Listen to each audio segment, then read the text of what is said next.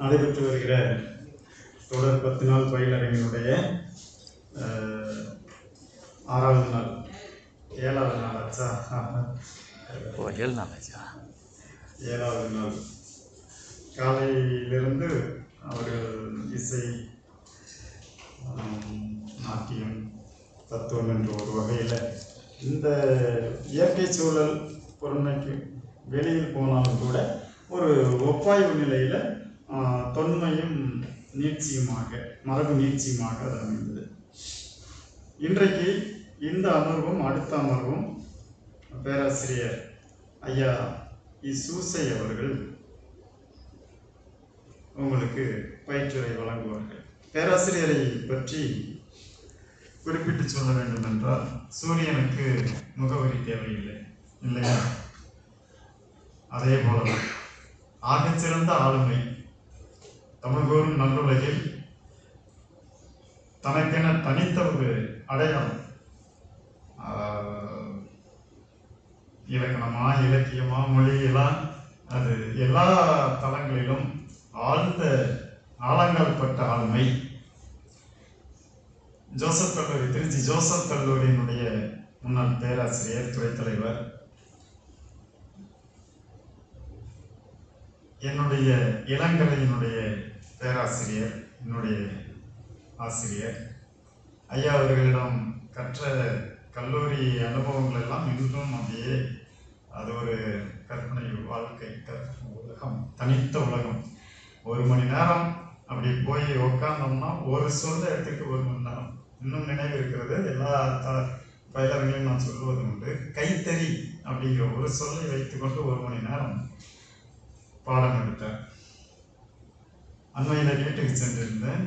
மிகப்பெரிய ஒரு தளம், பெரிய தளத்தில் நூல்கள், அரிய நூல்கள், பல்கலைக்கழகங்கள் கல்லூரிகளெல்லாம் அந்த நூல்கள் இருக்குமான்னு சொல்ல முடியாது. அவ்வளவு நூல்கள், புத்தகங்களோட புதைந்து கிடக்கின்ற பேராசிரியர் பெருந்தகை. இந்த ஆய்வு களம் தாண்டி உங்களுடைய மொழி வளத்தை செழுமையாக்கிக் கொள்வதற்கு பேராசிரியர் அவர்களை முழுமையாக பயன்படுத்திக் கொள்ளுங்கள். செம்மொழி தமிழாய்வு மத்திய நிறுவனத்திற்கு தொடர்ந்து தன்னுடைய பங்களிப்பை செலுத்தி வருகிறார். நிறுவன மேம்பாட்டிற்கும் ஆற்றுப்படுத்தி வருகிறார். நான் ஒவ்வொரு பயிலரங்கிலும் ஐயாவை அழைக்காமல் பயிலரங்கை முடிப்பதில்லை, ஏனென்றால் அது முழுமை பெறாது. அந்த வகையில் எமது எளிய அழைப்பை ஏற்று வருகை தந்து, அதிலும் கட்டுரையும் வழங்க வேண்டும் என்று ஒவ்வொருடமும் சொன்னவர். அது ஒரு பெரிய சிக்கலான பணி தான் பேராசிரியர்களை. முதல்ல நேரம் கிடைக்கிறது இது, அப்புறம் நம்மளே தலைப்பும் கொடுக்கணும்.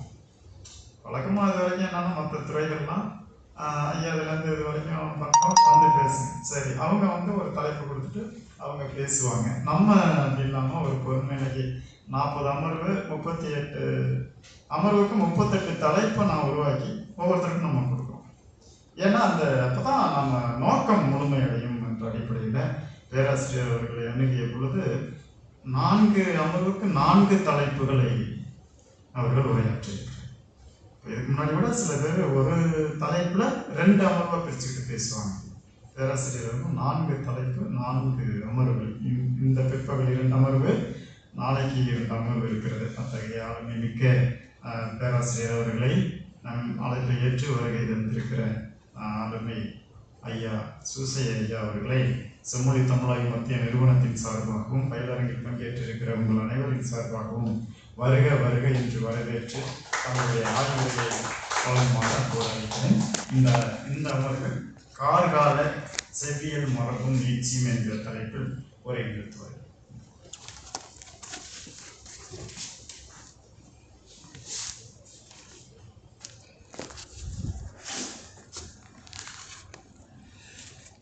செம்மொழி மத்திய தமிழாய்வு நிறுவனம் மானுடவியல் நாட்டுப்புறவியல் துறை ஆய்வு பொறுப்பு தலைவராக இருக்கக்கூடிய ஆர்கிதாஸ் ஐயா அவர்களை, மிகச்சிறந்த எழுத்தாளரும் பேராசிரியருமாக இருக்கக்கூடிய கரும்பாயிரம் ஐயா அவர்களை, இனிய பேராசிரியர் நண்பர்களே, ஆய்வாளர் நண்பர்களே, வணக்கம். கார்பருவ செவ்வியல் இலக்கிய மரபும் நீட்சியும். அது என்ன, இலக்கியத்தில் பருவ இலக்கியம் சீசனல் லிட்ரேச்சர், சுற்றுச்சூழலை பற்றி பேசுகிற போது இந்த பருவ இலக்கியம்ங்கிற ஒரு பார்வை அது எப்படி இருக்க முடியும் மொழியில? சாதாரணமா ஒரு வடிவத்தில் பேசலாம். ஆசிரியப்பா இலக்கியம், வெண்பா இலக்கியம், விருத்தப்பா இலக்கியம், ஜெனரிக் கிளாசிபிகேஷன், அந்த பா வகையிலான வகைப்பாடு, அப்புறம் பாடுபொருள் வகைப்பாடு உங்களுக்கு தெரியும். அகத்திணை, புறத்திணை, அறநூல்கள், அல்லது கால அடிப்படையில் இதையெல்லாம் சங்க இலக்கியங்கள், இடைக்கால இலக்கியங்கள், சிற்றிலக்கியங்கள், காப்பியங்கள், உரைநடையிலான இலக்கியங்கள் அல்லது புனைகதைகள், இப்படி வகைப்படுத்துகிற போது நாம் இந்த பருவ இலக்கியம்ங்கிற ஒன்றை வகைப்படுத்துகிற ஒரு போக்கு உலகத்தில் எல்லா மொழிகளையும் இருக்கு. அப்படி ஏன் இதை நாம் பார்க்கிறோம் என்றால், தமிழில் இந்த பருவங்களை பற்றிய, பொழுதுகளை பற்றிய ஒரு ஆழ்ந்த சிந்தனை மரபு, செதியல் மரபு, இடைக்கால மரபு, காப்பிய கால மரபு, சிற்றிலக்கிய மரபு, இக்கால மரபு என அனைத்து இலக்கியங்களிலேயும் இந்த பருவ அடிப்படையிலான பார்வை இருக்கிறது. அதுல இந்த அமர்வுல நாம இந்த கார்பருவ செதியல் இலக்கியம் அதனுடைய மரபு முயற்சியும்னு பார்க்கிறோம். அடுத்த அமர்வுல இந்த செதியல் காலத்துல இருந்த விழவு என சொல்லப்படுகிற, சாது என சொல்லப்படுகிற விழாக்கள்ல ஒன்று முக்கியமானது தைநீராடல். அந்த தைநீராடல் என்கிற விழவும் அதனுடைய நீட்சியும் அப்படின்னு பார்க்கிறோம். நாளை அமர்வுல இதே மாதிரியே வேநீர் பருவ செதியல் இலக்கிய மரபு நீட்சியும் ஒண்ணு. அடுத்தது இந்த மாலை பொழுது, அந்த மாலை பொழுது செதியல் இலக்கிய மரபும் நீட்சியும். நல்ல துறையில இந்த மரபும் நீட்சியும்னு ஒரு சொல்லாட்சிய நான் தான் நண்பர்கிட்ட சொல்லிட்டு இருந்தேன். நிறைய நான் படிக்க வச்சிருக்கேன், ஒரு 70-80 புத்தகங்களை. சரி, எந்த மாதிரி புத்தகங்கள்ல என்ன மாதிரி இந்த பருவங்கிற கண்ணாடியை போட்டுக்கொண்டு நாம் இலக்கியத்தை ஏன் பார்க்க வேண்டும், எப்படி பார்க்க வேண்டும், எப்படி பார்த்திருக்கிறார்கள், அதை நாம் நுணுக்கமாக கவனிக்க வேண்டும். இப்போ நம்முடைய செவியல் இலக்கியத்தை பொறுத்தவரை ஒன்றை நாம் நுட்பமாக கவனிக்கிறோம். பெரும்பொழுது, சிறு பொழுது நாம் படித்திருக்கிறோம். நமக்கெல்லாம் தெரியும்.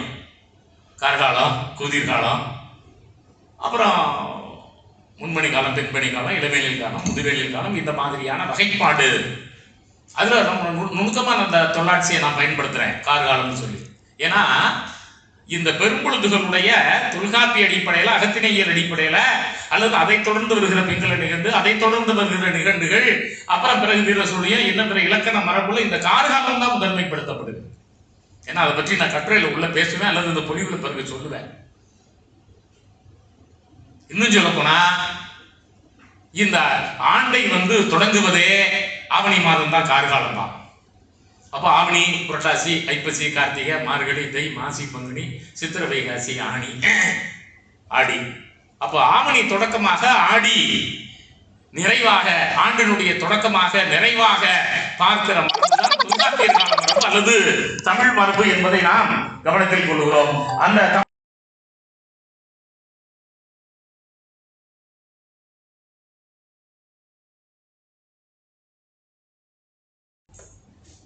அப்படி நாம் நுணுக்கமாக பார்க்கிற போது ஒன்று நமக்கு புரிகிறது, வேறு மொழிகள் இந்த மாதிரி இல்லையா?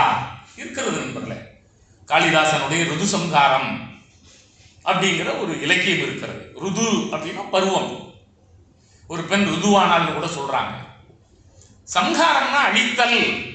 இப்ப நீங்க ராவண சம்ஹாரம் அந்த மாதிரினா அந்த அந்த ஒரு பொருள் இருக்கிறது தவிர மற்றொன்று இங்க சம் காரம்னு சொல்லி, காரம்னா மாலை, சம்னா அதை தொடுப்பது. இந்த பருவகால இலக்கிய மாலை தொடுப்பு அல்லது பருவகால மாலை அமைப்பு அப்படிங்கிற பொருள்ல காளிதாசன் அந்த சொல்லாட்சியை பயன்படுத்துறத பார்க்கிறோம். மேகதூதம் மற்ற இலக்கியங்களில் இருக்கக்கூடிய அந்த ருதுசம்காரம் இந்த பருவ இலக்கியமாக நம்மாலே பார்க்கப்படுகிறது நண்பர்கள். அதை பற்றி பேசுகிற போது நண்பர்கள் சில நூல்களை நிறைய படிச்சீங்கன்னா உங்களுக்கு ஒரு சில நுட்பங்கள் புரியும். இப்போ தமிழ் செவியல் இலக்கியங்கள் சொல்லி ஜாதியல் காட்டு ஒரு நல்ல புத்தகம் எழுதியிருக்கேன். இது தமிழ் கிளாசிக்கல் லிட்ரேச்சரை பற்றிய இன்றைக்கு வாழ்ந்து கொண்டிருக்கிற செம்மொழி அறிஞர்கள்ல தலை சிறந்த ஐரோப்பிய அறிஞர்கள். இவர் இந்த தமிழ் செவியல் இலக்கியங்கள்ல அவை தோன்றிய சூழலும் சமஸ்கிருதத்தின் அவற்றின் சாயலும் அப்படின்னு இந்த நூலுக்கு தலைப்பு கொடுத்துருக்கேன். நான் ஏன் இந்த மாதிரி நூல்களை உங்களுக்கு நான் காமிக்கிறதுனா, அந்த மாதிரி நூல்கள் அவசியம் ஆய்வாளர்கள் படிக்கணும்.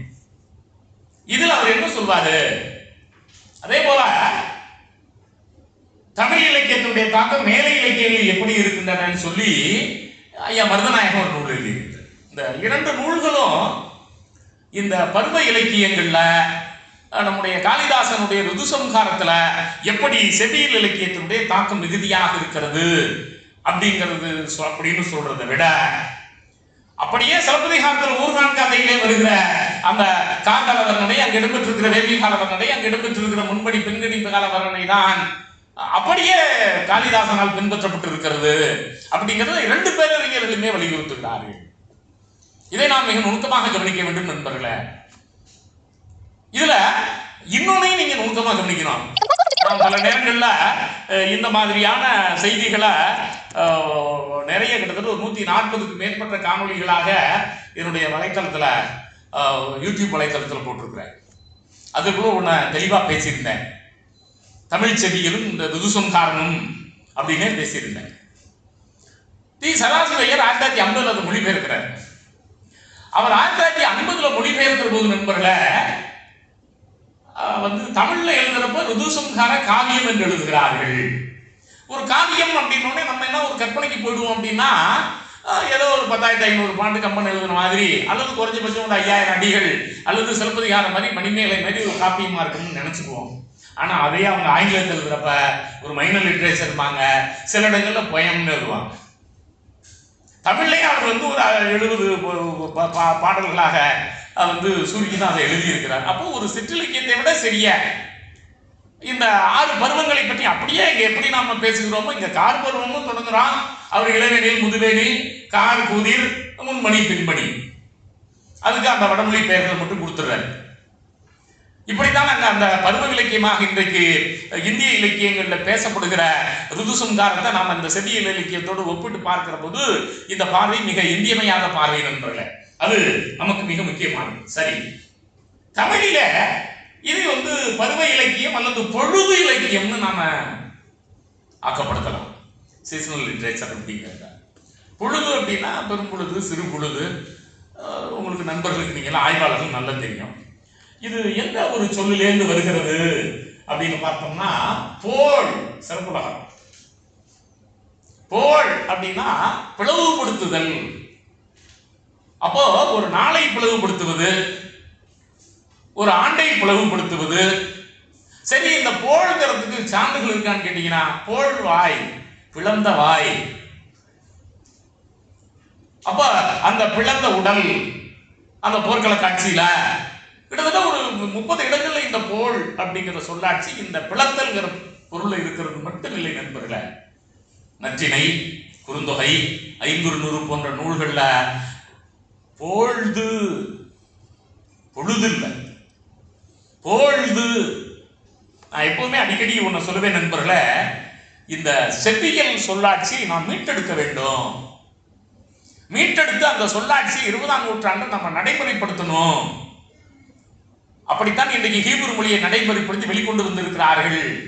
அப்படித்தான் இன்றைக்கு சமஸ்கிருதத்துக்கு உயிரூட்டி பேச்சு வழக்குக்கு கொண்டு வந்து கொண்டிருக்கிறார்கள். நிறைய நூல்கள் மலமளவென்று எழுதுகிறார்கள். கிட்டத்தட்ட 24க்கும் மேற்பட்ட பல்கலைக்கழகங்கள் உருவாக்கி அந்த பல்கலைக்கழகங்கள்ல என்றைக்கோ இருந்த வேதகால ஆதியத்தையும் அப்புறம் இதிகாச கால ஆதியத்தையும் மீட்டெடுத்து 20ஆம் நூற்றாண்டு கான்டெம்பரரி சான்ஸ்கிரிட், கான்டெம்பரரி ஹீப்ரு என்று மீட்டெடுத்துக் கொண்டு வருகிறார்கள் நண்பர்களே.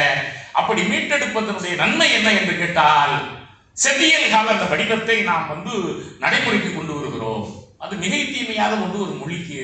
ஏன்னா இந்த போழிங்கிற சொல் எப்படியெல்லாம் திராவிட மொழிகளில் இருக்கிறது, எப்படியெல்லாம் இந்தோ ஐரோப்பிய மொழிகளில் சென்றிருக்கிறது என்கிற அந்த ஆய்வுக்கு அந்த சொல் இக்கால மொழியில நடைமுறையில் இருக்கிற போது அது பயன்பாட்டுக்கு உரியதாக இருக்கும் நண்பர்களே. ஆகையினால இந்த போழ்வாய், விளந்தவாய் போன்ற சொல்லாட்சிகளை நாம நடைமுறைப்படுத்துவது அல்லது கொண்டு வருவது சிறப்பு நண்பர்களே. அப்புறம் இந்த முதற் பொருள், கருப்பொருள், உரிப்பொருள் கோட்பாடு நண்பர்களுக்கு தெரிந்ததுதான். நீங்க இலக்கிய பின்னணி கோட்பாடு, இலக்கிய திறனாய்வுகளை படிச்சிருப்பீங்க. அந்த இலக்கிய பின்னணி கோட்பாட்டில் ஒரு இலக்கியத்துக்கு இந்த மாதிரி வந்து நிலம் இருக்கணும், பொழுது இருக்கணும், லேண்ட்ஸ்கேப் இன் தமிழ் லிட்ரேச்சர் தமிழ்நாடியில் அவசியம் வாசிக்க வேண்டிய நூல். தமிழ் இலக்கியத்தில் நிலம் தமிழ் மொழிபெயர்ப்பு பூர்ணச்சந்திரன் போட்டிருக்கு. சில நூல்களை இந்த செவ்வியல் பற்றி நாம் தெரிந்து கொள்வதற்கு வாசித்தே தீர வேண்டும் நண்பர்களே. அந்த மாதிரி நூல் அது ஒண்ணு. நீங்க தமிழ் காதல் வாசுபமாணிக்கம் படிச்சே ஆகணும். சங்க இலக்கியத்தில் இயற்கை மூவா படிச்சே ஆகணும். மணவாளன் அவர்களுடைய நூல்கள் சில நேரங்களில் சில ஆசிரியர்களுடைய பெயரை கேட்டாலே அந்த நூலை நம்ம படிச்சாகணும். அதுல மருதநாயகரியாவா இருந்தாலும் சரி, நீங்க மணவாளனா இருந்தாலும் சரி, பொற்கோவா இருந்தாலும் சரி, சேவை சண்முகமா இருந்தாலும் சரி, அகத்திலிங்கமா இருந்தாலும் சரி, அந்த ஆத்தர் எந்த புத்தகத்தில் சந்தோஷ் சுந்தர ஜென்மோகனாக இருந்தாலும் சரி, அந்த படைப்பாளி எந்த நூல் எழுதியிருந்தாலும் அந்த நூலில் தன்னுடைய தனித்தன்மையை பதிந்து வைத்திருப்பார்கள். அது நீங்க மனதில் கொள்ள வேண்டும் நண்பர்களே. அப்போ இந்த காரே கூதிர் முன்பணி பின்பணி சீரில வேணில் வேணில் என்றாங்க இருமூன்று திறத்தது தெளிப்பொரு பொழுதே அகப்பொருள் விளக்கும் பின்பற்றுகிறது தொல்காப்பியர். இதுதான் நீட்சி என்பது. ஒரு மரபு இருக்கிறது, திணை மரபு. நான் இந்த திணை இலக்கியம் பத்தி பேச வரல. திணை இலக்கியம் பத்தி நான் பேச வந்திருந்தேன்னா குறிஞ்சி திணை, முல்லை திணை, மருத திணை, அந்த 8 தொகை 10 பாட்டு இலக்கியங்கள் அதனுடைய மறுமலர்ச்சி காலம்னு மணவாளன் குறிப்பிடுவார்.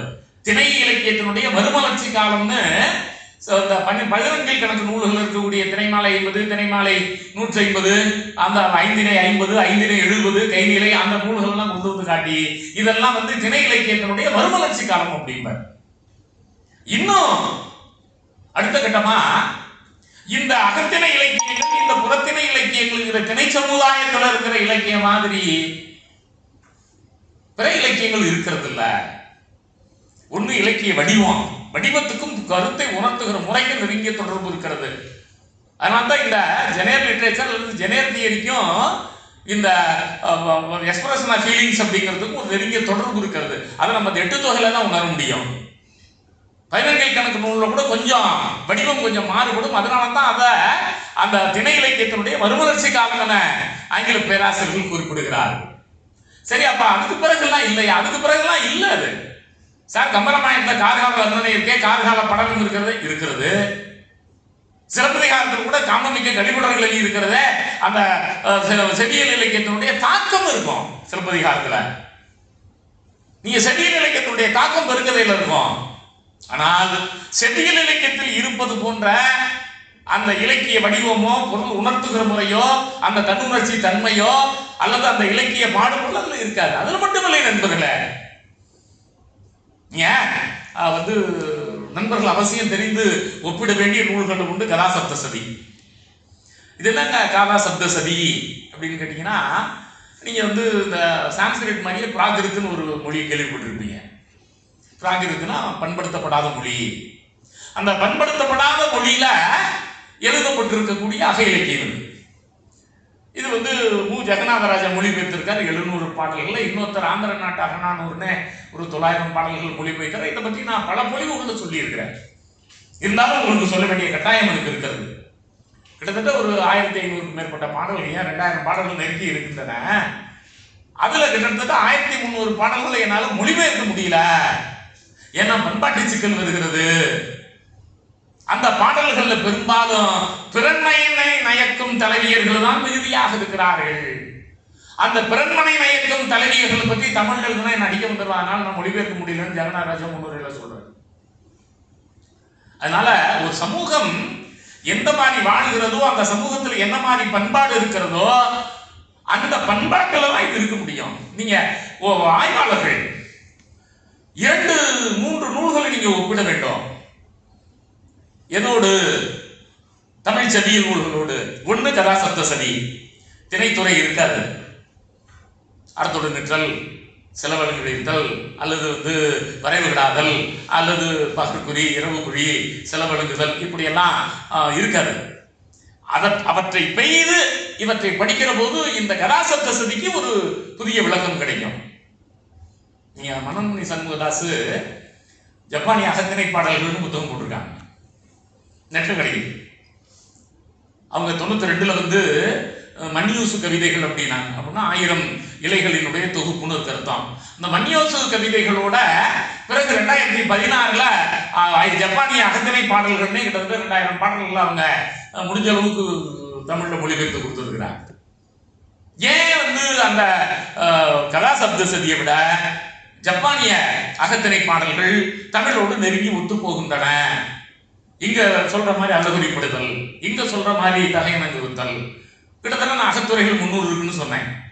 இந்த துறைகளை பெய்து அதற்கு விளக்கம் சொல்லுகிற போது ஜப்பானியர்களை வியந்து போகிறார்கள். நமக்கும் அந்த ஜப்பானிய பாடல்ல புதிய விளக்கம் கிடைக்கிறதுன்னு அவங்க எழுதுறாங்க. அது கொஞ்சம் உண்மையும் இருக்கிறது. நான் நாளைக்கு வேனல் கால கவிதைகள் 1-2 சான்றுகள் அந்த நூல்லேருந்து உங்களுக்கு நான் எடுத்துக்காட்டுவேன் நண்பர்கள்.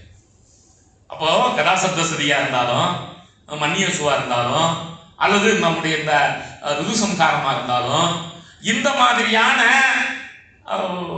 செவ்வியல் காலத்துக்கு இணையாக பேசப்படுகிற அல்லது எழுதப்படுகிற, நான் இணையான தான் சொன்னேன். ஏன்னா கிபி 8, 9, 10ஆம் நூற்றாண்டுக்கு பிறகுதான் கதாசப்தசதி. மன்னியசு பாடல்கள் மட்டும் கிபி 4ஆம் நூற்றாண்டுங்கிறாங்க. செவியல் காலத்துல தமிழ் இருந்த மாதிரி அது இல்லை. ருதுசம்காரம் இன்னமும் பின்னால இருந்தாலும் அவற்றை நாம் ஒரு ஒப்பிடுகிற போக்கோடு நாம் பார்க்க வேண்டிய பார்வை நமக்கு இருக்கிறது நண்பர்களே. அப்படி நாம் பார்க்கிற போது சில நுட்பங்களை நாம கவனிக்கிறோம். நான் தொடக்கத்தில் ஒரு கருத்தை குறிப்பிட்டேன். இந்த பருவ காலத்துல தமிழ்ல ஆவணி முதலாக 2 மேதின திங்கள் எண்ணினர் கொள்ளலே திவாகர் 2. அப்ப ஆவணி முதலாக 2 மேதின திங்கள் எண்ணினர் கொள்ளலே. ஆவணி மாதத்தை முதலாக கொண்டு திங்களை தமிழர்கள் எண்ணினார்கள். தொல்காப்பியம் மட்டுமில்ல, அகப்பொருள் விளக்கம் மட்டுமில்ல, திவாகரனிலே அதற்கான சான்று நம்ம பார்க்கணும் நண்பர்களே.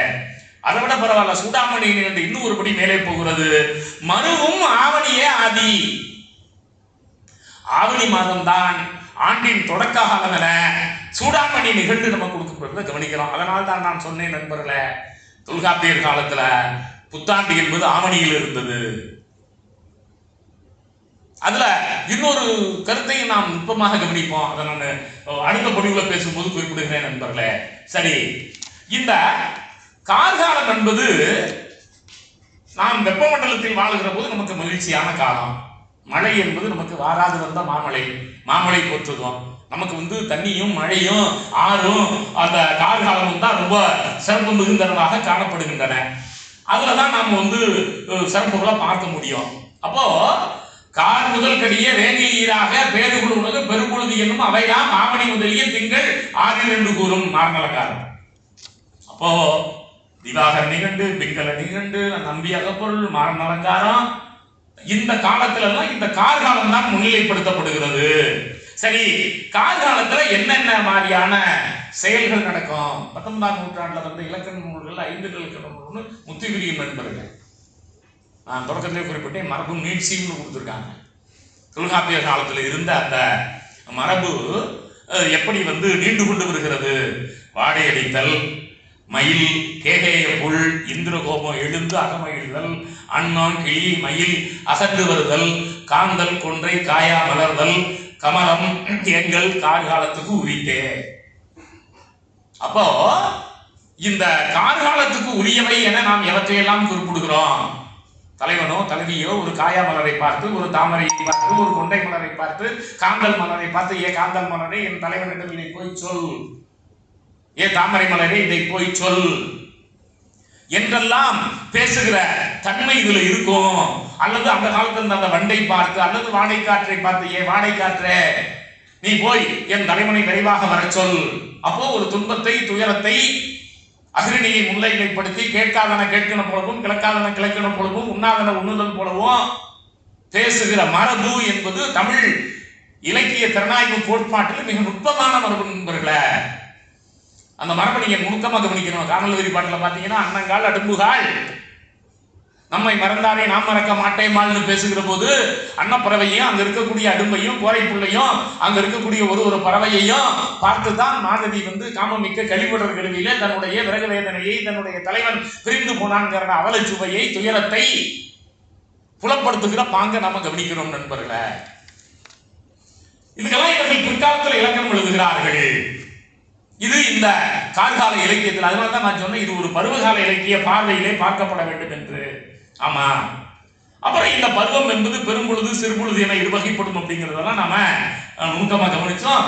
இந்த மீண்டும் ஒரு கருத்தை நான் ஒரு சார்ந்த வைக்க முன்புகிறேன். ஆவணி முதலா இரண்டு இரண்டாக ஆடி இறுதியாக ஆகின்ற இலக்கண விளக்கம். அப்போ இலக்கண விளக்கமாக இருந்தாலும் மார்ன அலங்காரமாக இருந்தாலும் சூடாமணி நிகண்டா இருந்தாலும் பிங்கள நிகண்டா இருந்தாலும் அகப்பொருள் விளக்கமாக இருந்தாலும் ஆவணியைத்தான் ஆண்டின் முதல் திங்களாக தருகின்றன. இந்த பார்வை தமிழ் மாணவர்களுக்கு ஆய்வு பார்வை இருக்க வேண்டும் என்று நான் தொடக்கத்தில் சொல்லிவிட்டு அடுத்த கட்டத்தை நோக்கி நகருகிறேன் நண்பர்களே. இந்த இறுதிங்கிற சொல் தமிழை கூட பயன்படுத்தி இருக்கிறார்கள். இறுதினா பருவம்ங்கிற சொல்ல நான் பயன்படுத்தினேன். பிரிதல் ஓர் இறுதியின் எல்லைக்கு எம்மனார் புலவர் இலக்கண விளக்க புலவர் வைத்தியநாத தேசிகர் குறிப்பிடுகிறார். இந்த பருவம் அல்லது இந்த பெரும்பொழுது என்பதற்கு இணையாக இறுதிங்கிற சொல்லாட்சியை நம்ம பார்க்கிறோம். அல்லது ருதுங்கிறது அந்த வடமொழி வடிவமாக அல்லது சம்ஸ்கிருதத்துடைய வடிவமாக இருக்கிறது நம்ம கவனிக்கிறோம். அதனால தான் நான் தொடக்கத்திலே குறிப்பிட்டேன் நண்பர்களே, ருது சம்ஸ்காரம் என்றால் அது தனி இலக்கியமாக அங்கே வளர்ந்திருக்கிற தன்மையை நம்ம பார்க்கிறோம். காலந்தோறும் இந்த தாக்கங்கள் இருக்கின்றன. இந்த பொழிவுல இந்த காலத்தை அடிப்படையாக கொண்ட இலக்கியங்கள் அப்படின்னு பார்த்தீங்கன்னா கார்நாற்பது உங்களுக்கு தெரியும், 40 பாடல்கள் தான். ஆனா 40ம் அந்த காலத்தை மட்டும் முன்னிலைப்படுத்தியே எழுதப்பட்டவை. கம்பராமாயணத்துல கிட்டத்தட்ட 123 பாடல்களுக்கு மேல மிகைப்பாடல்கள் நீங்களாக இந்த கார்கால படலத்துல கம்பன் அப்படியே செவியல் இலக்கியத்தை அடியொற்றி அங்கேயும் இந்த பொழுது நேரங்கள் வருது, அங்கேயும் பொருளையில் பிரிதல் வருது, அங்கேயும் அங்க கம்பன் அந்த 4 மாதங்கள் ராமனும் சீதையும் பிரிந்து கிடக்கிற போது என்ன பண்றான், இந்த 4 மாதத்து நிகழ்வுகளாக செவியல் இலக்கியத்தை மீட்டு உருவாக்கி பொருள் பிரிவு ஒரு தலைவன் போகிற போது தலைவி எப்படி வருத்தப்படுவாள், அல்லது அவன் போருக்கு செல்கிற போது எப்படி இவள் வருத்தப்படுவாள் அப்படிங்கிறதெல்லாம் கொண்டு இணைத்து சேர்த்து அங்க உணர்ச்சி வெளிப்பாடாக்கி அப்புறம் அதிலேயே கதைத்தலைவன் கொண்டு சேர்த்து சீதையை பிரிந்த ராமன் எப்படியெல்லாம் புலம்புகிறான், ஏ மயிலே நீ இப்படியெல்லாம் இருக்கிறாயே, நீ என்னுடைய தலைவியை என்னுடைய மனைவிய என்னுடைய காதலியை கொண்டு என்னிடம் சேர்க்க கூடாதா, ஏ மேகமே நீ ரொம்ப அருளாளன் என்ன சொல்லுகிறார்களே, நீ மழை பெய்து உயிர்களை காப்பதாக சொல்லுகிறார்கள், அதெல்லாம் பொய், இருந்திருந்தால் என்னுடைய தலைவி அந்த அரக்கர்கள் காப்பாற்றி கொண்டு வந்திருக்க மாட்டாயா என்றெல்லாம் அங்கேயும் இந்த அகிரிணியை பார்த்து. அப்ப இந்த செவியல் காலத்துல நாம் நிறைய படிக்கிறோம். நாராய் நாராய் செங்கால் நாராய் அந்த பழம்படு பணியின் கிழங்கு இருந்தன்னா பவளுக்கு ஒரு வாய் நாரையை முன்னிலைப்படுத்தி நீ போய் என் தலைவியிடம் சொல்லு, நான் இப்ப இந்த இடத்துல இருக்கிறேன் சத்தியமுத்த போற பாடினதா ஒரு பாடல் நம்ம பார்க்கிறோம். இந்த மாதிரி இந்த செவ்வியல் காலம், செவ்வியல் மறுமலர்ச்சி காலம், அதற்கு பின்னர் வந்த காப்பிய காலம், இவற்றை அடியொற்றிய இந்த தன்மைகள் போறதை நம்ம பார்க்கிறோம். சிற்றிலக்கியத்தினோட அதனுடைய தாக்கம் இருக்கிறது, காப்பியங்களுடைய தாக்கம் இருக்கிறது. நாட்டுப்படலம் அப்படின்னு ஒண்ணு வச்சு சிவகி சிந்தாமணியா இருந்தாலும் பெருங்கதையா இருந்தாலும் தேம்பாமணியா இருந்தாலும் சீராப்புறமா இருந்தாலும் அதுல இந்த இயற்கை வர்ணனை வச்சு குறிஞ்சி முல்லை மருதம். ஆனா என்ன அதற்கு இதற்கு வேறுபாடு, அங்க இலக்கியத்தோடு ஒட்டி இருக்கும். ஒரு கார்கால வர்ணனை என்பது அல்லது ஒரு வேணில் கால வர்ணனை என்பது அல்லது ஒரு குறிஞ்சி நில வர்ணனை என்பது அது இலக்கியத்தோடு இலக்கியமா இணைந்து காணப்படும். இங்க தனியாக தொடர்பில்லாமல் பேசுகிற ஒரு போக்கு இருக்கும் அப்படிங்கிறதையும் நாம கவனிக்கிறோம் நண்பர்களே. இதுல இன்னொரு முக்கியமான ஒரு நுட்பத்தை நம்ம கவனிக்கிறோம். காலம்ங்கிற தலைப்பிலேயே நம்ம ஆட்கள் கலப்பகத்துக்கு ஒரு உறுப்பு கொடுத்துருக்கலாம். அந்த காலம்ங்கிறது பெரும்பாலும் கார்கால வர்ணனையா தான் இருக்கு. அப்புறம் நமக்கு இந்த பாட்டியல் நூல்கள்னு ஒன்று இருக்கு நண்பர்கள், உங்களுக்கு தெரியணும். நவநீத பாட்டியல், பன்னீர் பாட்டியல், இலக்கண விளக்க பாட்டியல், தொன்னூல் விளக்க பாட்டியல், இந்த பாட்டியல் நூல் பட்டியலில் சேர்ப்பாங்க. பாட்டியல்னா ஒன்றும் இல்லை, சிற்றிலக்கியங்களுடைய இலக்கணம். இந்த சிற்றிலக்கியங்களுடைய இலக்கணத்தை பேசுகிற பாட்டியல் நூல்கள்ல மங்கள சொல்லு ஒன்று தருவான். இந்த சொல்ல கொண்டு ஒரு இலக்கியத்தை தொடங்கலாம், சீருங்கிற சொல்ல கொண்டு தொடங்கலாம், அந்த மாதிரி ஒரு பட்டியலில் காருங்கிற சொல்ல கொண்டு தொடங்கலாம். அது ஒரு மங்கள சொல். காரணம் கருப்புன்னு அர்த்தம். நேரடி பொருள் காருங்கிறதுக்கு கருப்பு தான், அதுல ஒன்றும் சிக்கல் இல்லை. கார்காலம்னா கருப்பு காலம் தான். கார்கிற அந்த நேரம் மலைக்கு போய் மேகத்துக்கு போய் அப்புறம் அந்த மேகம் இருக்கிற காலத்துக்கு போய் அப்புறம் அந்த அந்த காலத்தில் விளையிற நெல்லுக்கு கார் நெல் வந்து இதெல்லாம் வந்து மும்மடியாகவே 4 மடியாகவே நீங்க ஆகு பேர்ல படிச்சிருப்பீங்க. அப்ப இந்த கார்காலம் என்பதே ஒரு நிறப்பெயர் அடிப்படையில. எப்படி பொழுது என்பது ஒரு வினை வேறு, பொழுதல்னா பிளத்தல், அப்புறம் டெரிவேட்டட் நவுன், அது வந்து ஒரு பெயர்ச்சொல் வந்து உருவாக்கப்படுகிறது. அது போல இந்த நிறப்பெயர் வந்து மாறி மாறி செல்கிற ஒரு நுட்பத்தை நம்ம கவனிக்கிறோம் நண்பர்களே. இதுல நுணுக்கம் இன்னொன்று கவனிக்கணும். நாம சில நேரங்களில் சில நூல்களை சில காரணங்களாக படிக்காமலே விட்டுறோம். வீரசோழியத்துல நடையியல்னு ஒரு பகுதி இருக்கும். அதில் இந்த சமுதாய நடைமுறையியல்னு அதுக்கு பொருள் சொல்லலாம். அந்த நடையியல்ங்கிற பகுதியில குறிஞ்சி நடையியல், முல்லை நடையியல், மருத நடையியல். மாணவர்கள் நாளைக்கு போய் என்ன பண்றீங்க, இந்த வீரசோழியங்கிற நூலை நீங்க வந்து டவுன்லோட் பண்ணி அல்லது பதிவிறக்கம் பண்ணி அதுல புத்தமித்திரனாருடைய உரையை எடுத்து அந்த உரையில எப்படிலாம் இந்த நடையியலுக்கு அவர் விளக்கம் தருகிறார் அப்படின்னா ஒண்ணு இல்ல, அந்தந்த நிலத்துல ஒழுகுகிற ஒழுகலாறுகள், அந்த ஒழுகலாறுகள் அவர்கள் பட்டியல் தருகிறார்கள்.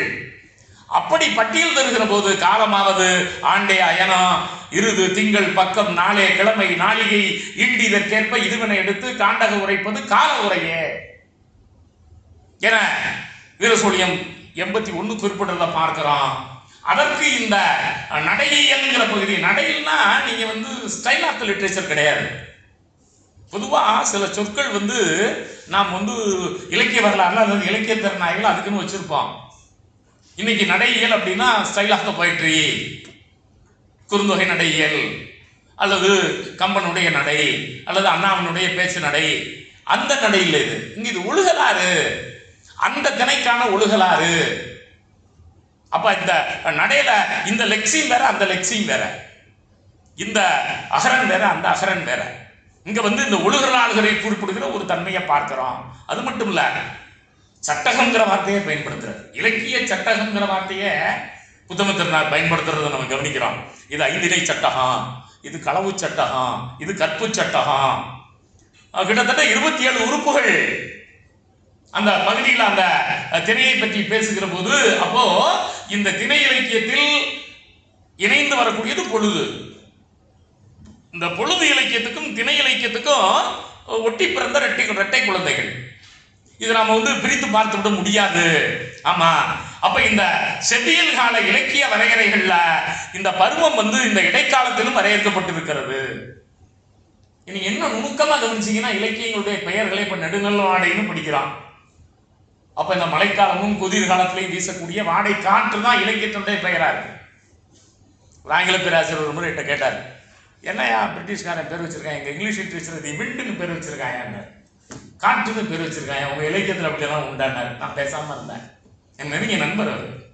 நான் சொன்னேன், இது வந்து 19ஆம் நூற்றாண்டு, எங்களுக்கு வந்து இந்த காற்றுலையும் இதை கோடைமோ இதை கொண்டல்மோ இதை வாடைமோ இதை தென்றல்மோ அப்படின்னா என்னன்னு, கிழக்கேந்து வீசுனா கொண்டலுங்க, மேற்கே வீசுனா கோடைங்க, வடக்கேந்து வீசுனா அப்படியா எனக்கு தெரியாது அப்படின்னு.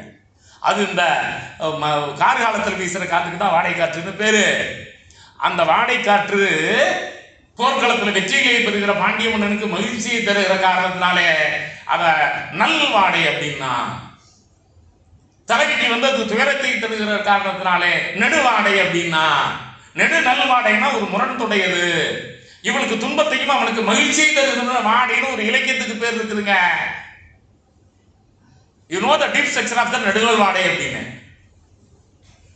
என்னங்க அப்படின்னாரு, ஒரு தொடர் தாங்க அது. அந்த கதையையே சுருக்கி பாண்டிமாதேவி எப்படி அரண்மனையில துயருற்றாள்ங்கிறத பற்றிய பகுதி அக இலக்கியமாக இருக்கும், அவன் போர்க்களத்தில் எப்படி வெற்றி பெற்றாங்கிற பகுதி புற இலக்கியமாக இருக்கும். இப்படி அக இலக்கியமும் புற இலக்கியமும் கடந்த ஒரு இலக்கியம் தமிழில் இருக்குது. அதற்கு போய் நெடுநல் வாடை. அப்ப நண்பர்களே, ஒரு கார்காலத்திலும் கூதிர் காலத்திலும் நடந்த ஒரு நிகழ்ச்சியை கொண்டு மையமாக வைத்திருக்கிற ஒரு நெடுநல் வாடையை பார்க்கிறோம். அதே போல குறிஞ்சி பாட்டு முழுக்க முழுக்க அந்த கார்காலம், அதையும் மிகுதியாக குதிர் காலத்தை மையப்படுத்தி இலக்கியமாக. இந்த குறிஞ்சி பாட்டை பற்றி பேசுறப்போ என் மருதநாயகம் நுட்பமான ஒரு கருத்தை சொல்லுவார். என்னங்க நுட்பம் அதுல இருக்கு? ஆரிய அரசன் பிரகதத்தனுக்கு தமிழ் அறிவுறுத்துவதற்காக பாடப்பட்டது பாரு. ஏங்க தமிழ்னா என்னங்க? ஆனாவன சொல்லித்தரணும், பேர் சொல்லி வினைச்சொல் சொல்லித்தரணும், அதுதானங்க தமிழ். இல்லை நண்பர்களே, தமிழ்ங்கிற சொல்லுக்கு இனிமைன்னு பொருள் இருக்கு, தமிழ்ங்கிற சொல்லுக்கு அந்த இடத்துல அகத்திணைங்கிற பொருள். ஏன் ஆரிய அரசனுக்கு அந்த அகத்திணையை சொல்லித்தர வேண்டும்? ஆரியத்துல என்ன சொல்லி இருக்கிறது? மனுநீதியில என்ன சொல்லி இருக்கிறது? வாத்தியாசனுடைய காமசூத்திரத்துல என்ன சொல்லி இருக்கிறது? ரிக்வேதத்துல அவர்கள் சொல்லுகிற 8 விதமான மனமுறைகள் என்ன? அல்லது நம்ம ஊர்ல கூடிய உட்பகைவர்கள் பேசுகிறார்களே, இந்த காந்தருவமும் களமும் ஒன்று இரண்டும் ஒன்றா? மிகப்பெரிய கேள்வி நண்பர்களே. குறிஞ்சி பாட்டு ஒரு மீள்பார்வையில் ஒரு புத்தகம் போட்டிருக்கிறார்கள். அதுல 3 கொட்டை எழுதி இருக்கிறார் ஐயா மருதநாயகம். நான் பெரிதும் மதிக்கிற, வாழ்ந்து கொண்டிருக்கிற மிகப்பெரிய சான்றோர்கள் ஒருத்தர் மருதநாயகம் ஐயா. அந்த 3 கொட்டையிலையும் அவர் தெளிவாக எழுதியிருக்கிறார். அவர் என்ன சொல்றாரு? ஜாதிக்குள்ளதான் பெண் எடுக்கணும். ஒருத்தன் வீட்டில் ஆம்பளை புள்ள பிறக்கணும்னா அவன் வீட்டில் பெண் எடுக்கக்கூடாது. ஒரு வீட்டில் ஒரு பெண்ணுக்கு பல்லு பெருசா இருந்தா அந்த பெண் வீட்டில் பெண் எடுக்கக்கூடாது. ஒரு பெண்ணுக்கு கூந்தல் கம்மியா இருந்தா அந்த வீட்டில் பெண் எடுக்கக்கூடாது. ஊனமுற்றவர்கள் இருந்தா அந்த வீட்டில் பெண் எடுக்கக்கூடாது. காச நோய் பெருநோய் இருந்தா அந்த வீட்டில் பெண் எடுக்கக்கூடாது. இவையெல்லாம் நண்பர்களே ரிக்வேதத்திலும் மனுநீதி சாஸ்திரத்திலையும் வாத்தியாசனுடைய காமசூத்திரத்திலையும் யார் வீட்டில் நீ பெண் எடுக்க வேண்டும் என குறிப்பிடப்படுகிற பகுதிகள். இப்ப நீங்க நினைச்சு பாருங்க, நம்ம திணை வாழ்க்கைய குறிஞ்சி முல்லை மருதம் நெய்தல் பாலை வாழ்க்கை முறையில எங்கேயாவது ஜாதிக்குள்ள கல்யாணம் பண்ணணும் அல்லது இப்படி இப்படிலாம் இருக்கிற வீட்டுல கல்யாணம் பண்ணக்கூடாது, அதுல இன்னும் ஒழுக்க கேடாம பண்பாடற்ற காட்டுமிராண்டித்தனமான ஒரு பெண் தூங்கிட்டு இருந்தானா அவளை போய் எனக்கு எடுத்துட்டானா அதனால அவனுக்கு அவனை திருமணம் பண்ணி வச்சுடணுமா? கேட்டா பைசாச திருமணம்பா, ராட்சத திருமணம்பா. ஒரு பெண்ணை உனக்கு பிடிக்குமா, அவளுக்கு பிடிக்காதா, பெற்றோர்களுக்கு பிடிக்காதா, அடிச்சு உதச்சு தூக்கிட்டு 10 நாள் வச்சிருந்து மிரட்டி அந்த பெற்றோர்களை சம்மதம் தெரிவிச்சு கல்யாணம் பண்ணிக்கணுமா? என்னையா அது திருமண முறை? பண்பாடு உள்ள திருமண முறையா? எங்களுடைய குறிஞ்சி திணை முல்லை திணை புணர்தல் நிமித்தமோ ஊடல் நிமித்தமோ அல்லது இங்க நாம பேசுகிற இந்த எவ்வளவு மேன்மையான ஒழுக்கமான ஒரு திணை சமூகமாக இந்த சமூகம் ஆழ்ந்திருக்கிறது என்கிற போது நண்பர்களே, நாம் பல நேரங்கள்ல நம்முடைய தங்கத்தை அந்த பித்தளையோட உரசி பார்க்கிற போதுதான் தமிழ் இலக்கியத்தினுடைய மேன்மை நமக்கு புரியும் நண்பர்களே. அதனாலதான் நான் கொஞ்சம் முன்னால் உங்களுக்கு சொன்னேன், ருதுசம்ஹாரம்ங்கிற காளிதாசனுடைய தி சதாசிவனுடைய மொழிபெயர்ப்பு சரி, அப்புறம் முக்தா சீனிவாசன் ஒரு மொழிபெயர்ப்பு போட்டிருக்காரு. நான் 2 மொழிபெயர்ப்பையுமே பார்த்தேன். நீங்க சிலப்பதிகாரத்தில் ஊர்கான் கதையில இருக்கக்கூடிய பருவமோ, கார்நாற்பதில் இருக்கக்கூடிய பருவமோ, அல்லது நீங்க அகநானூர்ல வரக்கூடிய பாலைத்திணை பாடல்கள் இருக்கக்கூடிய வேணில் வர்ணனையோ, அல்லது குறிஞ்சி திணையில வரக்கூடிய கூதிர்கால வர்ணனையோ, இவையெல்லாம் அந்த ஒப்பிடுவதற்கு தகுதியற்ற நூலாக அது மாறிவிடும். ஆனால் இவர்கள் சொல்லுவார்கள் ருதுசம்ஹாரம் பருவத்தை மட்டுமே மையப்படுத்தியிருக்க மிகப்பெரிய காப்பியம் என்பார்கள். அதனால தான் நான் தொடக்கத்திலேயே சொன்னேன், ஆங்கிலத்தில் இருப்ப மைனர் லிட்ரேச்சர் போயம்னு எழுதுறான், தமிழ் எழுதுறப்ப காவியம்ங்கிறான். நம்ம காவியம் அது என்னமோ ஒரு பெரிய காப்பியம் நினைச்சுக்கிறோம். நண்பர்களே, ஒவ்வொன்றுக்குள்ளும் ஒரு நுட்பமான அரசியல் இருக்கிறது. அந்த அரசியலை புரிந்து கொண்டு ஆய்வாளர்களை அணுகுதல் வேண்டும் என்பதற்காகத்தான் நான் இந்த பொலிவுலை பற்றி குறிப்பிடுகிறேன் நண்பர்களே. அப்போ இந்த நீட்சி, தொல்காப்பிய நீட்சி, செவ்வியல் கால நீட்சி வீர சோழியத்திலும் இருந்தது, முத்திவீரியத்திலும் இருக்கிறது, இக்கால காப்பியங்களிலும் இருக்கிறது. நான் உங்களுக்கு நேரம் இருந்தா நான் ஒரு 5-6 காப்பியங்களை மட்டும் எடுத்து வச்சிருக்கேன், சுட்டி காட்டுவேன். இப்போ நாம் இந்த கார்கால இலக்கியத்துக்கு வந்துடுவோம் நண்பர்களே.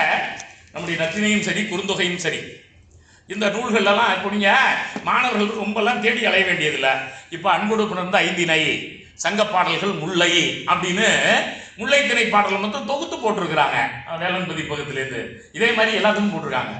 அன்போடு புணர்ந்த ஐந்திணை, முல்லை, குறிஞ்சி, மருதம். கொஞ்சம் தேடல் நமக்கு வேண்டும் நண்பர்கள், அவ்வளவுதான். கொஞ்சம் நூலகத்துக்கு போகணும், கொஞ்சம் படிக்கணும், கொஞ்சம் அறிவு தேடல் நமக்கு இருந்து விட்டாலே இது போன்ற பகுதிகளும் புலவர்த்தா கோவேந்தன் 5 பேர் தொகுத்து போட்டிருக்காரு தனித்தனியா. அதனால இப்போ நீங்க நான் இப்போ உங்களுக்கு நான் பொலிவுக்கு கார்காலம்னு கொடுத்துட்டேன்.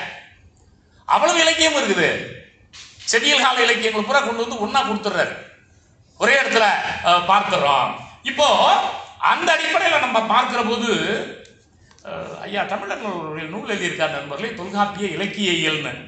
அவசியம் நண்பர்கள் படிக்க வேண்டிய நூல்கள் அது ஒன்று, தொல்காப்பிய இலக்கிய இயல் டாக்டர் தமிழர்கள். நான் உங்களுக்கு பல நூல்களை போற போக்கில் சொல்லிட்டு போறேன். தமிழ் காதல் வாசுப மாணிக்கம் படிக்கணும்னு சொன்னேன். சங்க மரபு ஐயா தமிழ் பல்கலைக்கழகம் நம்ம ஐயா மொழிபெயர்த்து போட்டிருக்காங்க அவருடைய சங்க மரபுகளை. சரி, இப்போ அவர் என்ன சொல்லுவார் அப்படின்னா, இந்த கார் காலத்தில் பெரும்பாலும் தலைவன் வந்து பாகன்கிட்ட சொல்லி, பாகனே தேரை விரைவாக செலுத்து, நான் குறிப்பிட்ட காலத்தில் அங்கே போகணும், அந்த மழைக்காலம் வந்து விட்டது, இல்லை என்றால் என்னுடைய தலைவி வந்து பொறுத்து கொள்ள மாட்டாள் அப்படின்னு வந்து விரைந்தவன் வருவான். கிட்டத்தட்ட இந்த முல்லைத்திணை பாடல்களில் அல்லது இந்த கார்கால இலக்கியத்தில் வந்து தலைவன் கூற்றுல அமைந்திருக்கக்கூடிய தேர்ப்பாகனோடு மட்டுமில்லை, அங்கே இருக்கக்கூடிய அரளோடு, அரல்னா ஆற்றல், அந்த ஆற்று மணலோடு, அங்கே இருக்கக்கூடிய வண்டோடு தலைவன் பேசுகிற அந்த பகுதிகள் எல்லாமே ஆண் கற்பை வலியுறுத்துவ நண்பன். ரொம்ப நுணுக்கமாக அதை கவனிக்கணும். பெண் கற்பு, முல்லை சார்ந்த கற்பு, முல்லை சார்ந்த கற்புன்னு பல இடங்களில் நம்ம படிக்கிறோம். அது என்ன ஆண் கற்பு? நான் போறேன், கார்காலம் முடிஞ்சது வந்துடுவேன் அப்படின்னு சொன்னா அப்ப கற்பனைப்படுவது சொற்றிலம்பாமை, சொன்ன சொல் மாறாமை. நான் கார்காலத்தில் வந்து விடுவேன் என்றால் அந்த சொல்லை காப்பதற்காக அவன் புறப்பட்டு வருகிறானே, அதற்காக விரைவுபடுத்துகிறானே, அதுல அவனுடைய மாண்பினை தேரெல்லாம் நம்ம படிச்சிருக்கிறோம். எப்பா அங்க வண்டு எல்லாம் மேய்த்து கொண்டு இருக்கிறது, அதுக்கெல்லாம் வந்து தீங்கு வந்துடக்கூடாது, அதனால மணினா வந்து கட்டிட்டு மணி அடிச்சிச்சுன்னா அந்த வண்டெல்லாம் பறக்குது, அந்த வண்டோடைய ஆணும் பெண்ணும் தூய்க்கிற அந்த இணை விளைச்சல வந்து சங்கடம் வந்து விடக்கூடாது என்பதற்காக அவனுடைய மாண்பினையின் தேவரன்னு சொல்லுகிறோமே தவிர, அந்த குறிப்பிட்ட காலத்தில் அவன் இல்லத்துக்கு வந்துவிட வேண்டும் என்கிற நோக்கத்தோடு அந்த கற்பனைப்படுவது சொற்றிலம்பாமை என்கிற அந்த குறிக்கோளோடு வருகிறானே, அதுதான் முல்லைத்திணையினுடைய ஆண் கற்பு. அதான் அழகா அவர் வந்து பல சான்றுகளோடு தருவார் நண்பர்களே. நான் வந்து உங்களுக்கு ஒரு லேசா அப்படி புள்ளி வச்சுட்டு போறேன். நீங்க தான் வந்து இந்த பார்வையிலே இனி இந்த செவ்வியல் இலக்கியங்களை பார்க்க வேண்டும். அப்போ செவ்வியல் காலத்தில் ஆண் கற்பு, தமிழ் செவ்வியல் இலக்கியங்களும் ஜப்பானிய அகத்திணை பாடல்களும், காலா சப்த சதியும் தமிழ் அகநானூற்று பாடல்களும் என்றெல்லாம் ஒரு ஆய்வு பார்வையிலே பார்க்க வேண்டிய கடமை உங்களுக்கு இருக்கிறது. அதற்கான ஆய்வு திட்டங்களுக்கு செம்மொழி நிறுவனம் இருக்கிறது, மறந்து விடாதீர்கள் நண்பர்களே. இப்போ தலைவி பாவம், இந்த மேகம் ஏமாந்து விட்டது, அது கார்காலம்னு தவறா நினைச்சிருச்சு. இதை நம்ம பல பாடல்களில் படிக்கிறோம். நீங்களாம் தமிழ் இலக்கிய மாணவர்கள் ஒன்றும் நான் சொல்லிட்டு இருக்க வேண்டியதில்லை. நற்றினை 99வது பாடலை மட்டும் சொல்லிட்டு நான் போயிடுறேன். மதியின்றி மூளைகட்டு போன மேகம் மறந்து கடல் முகிர்ந்த கமம் சூழ் மாமலை. கமம்னா சூழ்னா கரு, பெருங்கரு எது? மழை. அப்ப கோடையில தனித்துக் கொண்டு இருக்கக்கூடிய தமிழனுக்கு பெருமை மிகுந்த, கமம்னா மிகுதின்னு அர்த்தம் தமிழ்ல, காமம்னா மிகுதியான அன்பு, கமம் மிகுதி பொருள தொல்காப்பியம். அப்போ மிகப்பெரிய சூழூற்று இருக்கிற இந்த மேகம் மாமலை, மாமலைனா மேகம், இது என்ன செய்கிறது? பொறுத்தல் செல்லாது இருத்த வன்பயல் வள்ளல் தன்மையோடு பெய்கிறதே. கார் என்பது அயர்ந்த உள்ளமுடு தேர்வில் பிடவமும் குன்றையும் கோடலும் மடவம் மகளின் மலர்ந்தன பலவே. ஏமாந்து போன பிடவம், ஏமாந்து போன கொன்றை, ஏமாந்து போன கோடல், இந்த பூக்கள் எல்லாம் தெரியாமல் கார்காலம் என மறந்து விட்டு பெய்கின்றன. ஏன்? நற்றினையில முதல் பாடல் நண்பர்களே, வைரவரி மாதிரி மாணவர்கள் மனதில் வைத்துக் கொள்ள வேண்டியது, நின்ற சொல்லர் நீடுதோறி இனியன். என் தலைவன் நின்ற சொல்லன், stand with on his word. அந்த வார்த்தையிலிருந்து என்ன பண்ண மாட்டான், மாற மாட்டான். இந்த கார்காலம் பொய்த்து போய்விட்டது, இது மழை காலமே கிடையாது, இந்த மேகம் ஏமாத்துது, அதை பார்த்துட்டு இந்த முல்லையும் இந்த பிடமும் ஏமாந்து போய்விட்டன. நண்பர்களே, ஒரு தலைவி தன் தலைவன் மேல எவ்வளவு பெரிய அழுத்தமான காதலை புறப்படுத்துகிறார். நீடுதோறி இனியன், நான் நினைக்கிறப்பதான் எனக்கு மகிழ்ச்சி தருவேன், என் உள்ளத்துல நினைக்கும் போதெல்லாம் இனிக்கக்கூடியவன். நீங்க இந்த செவ்வியல் இலக்கியங்கள், அதுவும் நம்ம சங்க இலக்கியங்கள், அந்த ரெண்டு சொற்களை மட்டும் அப்படி எடுத்துக்கிட்டு பேசணும்னா பேசிக்கிட்டே இருக்கலாம். நின்ற சொல்லர் நீடுதோறி இனியர். அப்ப இங்க இந்த இளந்திரையனார் பாடல் நம்ம கவனிக்கிறோம் நண்பர்களே, இதையெல்லாம் வந்து ஏமாந்து மலர்ந்து விட்டன. மலர்ந்தன பலவே, இது மட்டும் இல்ல, இன்னும் நிறைய. ஆமா, மதியின்றி மலர்ந்து விட்டன. மூலகட்ட பிடவம், மூலகட்ட கொன்றை, மூலகற்ற கோடல், இவெல்லாம் வந்து இப்படி பூத்திருக்கின்றன என்று இந்த மேகம் தவறாக உணர்ந்திருக்கிறது என்று ஒரு கவிதை நற்றினையில 99வது கவிதையை எழுதியிருக்கிறார் என்றால் நண்பர்களே, இந்த கவிதையினுடைய ஆழத்தை பார்ப்போம். இதுல இடம்பெற்றிருக்கக்கூடிய அந்த கார்கால வர்ணனையை பார்ப்போம். எவ்வளவு நுணுக்கமா அந்த கார்காலத்தை ஒரு காதல் வாழ்க்கையோடு இணைத்து கம்பன்ல கூட பார்க்க முடியாது. நீங்க மறுமலர்ச்சி கவிதை ஆகிய 550 திரைமாலை 150 கொஞ்சம் அது கொஞ்சம் நீர்த்து போயிருக்கும். ஆனா அதுல இருக்கிற மாதிரி தெரியும். ஆனால் எட்டு தொகையில் இருக்கக்கூடிய செறிவு, எட்டு தொகையில் இருக்கக்கூடிய அந்த அழுத்தம், அந்த தலைவியோடு அந்த வாழ்க்கையோடு ஒன்றிய தன்மை, காப்பியத்தில் இருக்கக்கூடிய நாட்டு வர்ணனையில கிடையாது. நாட்டு வர்ணனை தனியா இருக்கும். அவங்க என்ன பண்ணுவாங்க, அந்த எப்படி குறிஞ்சி நிலம் இருந்தது, முல்லை நிலம் இருந்தது, வர்ணனைங்கிறது தனியா இடம்பெற்று இருக்கும். அதுக்கும் அந்த கதைக்கும் ஒரு ஒன்றிப்பு இருக்காது. அந்த கவிதை உணர்த்துகிற பாடுபொருள், இப்ப இங்க இருத்தல் நிமித்தமும் பாடுபொருள் காத்திருக்கிறாள். அப்போ ஒரு இலக்கியத்துக்கு அடிப்படையானது கண்டென்ட் ஆஃப் த லிட்ரேச்சர். அந்த கண்டென்ட் ஆஃப் த லிட்ரேச்சருக்கு இது எவ்வளவு நுட்பமாக ஒருபடி மேல போய் இதெல்லாம் ஏமாந்துச்சு என் தலைவன். அப்ப தலைவன் மீது இவர் கொண்டிருக்கிற அந்த மாண்பு, இதெல்லாம் நாம் அந்த கவிதையை சுவைக்கிற போது அந்த பருவகால இலக்கியங்கள் மிக நுட்பமாக நம்மால் ஒரு கவிதையும் பேசப்பட வேண்டும் நண்பர்களே. 500 நூற்றில் ஒரு தலைவி இந்த வாடைக்காற்று அருள் இல்லாத வாடைக்காற்றும்பா. குறுந்தகை தலைவி இன்னாது எரிதரும் வாடை. எவ்வளவு எனக்கு இந்த வாடை என்னுடைய நெஞ்சத்தில் அம்பை எரிகிறது. அது எவ்வளவு பெரிய துயரத்தை என்னுடைய மார்பை பிளக்கிறது.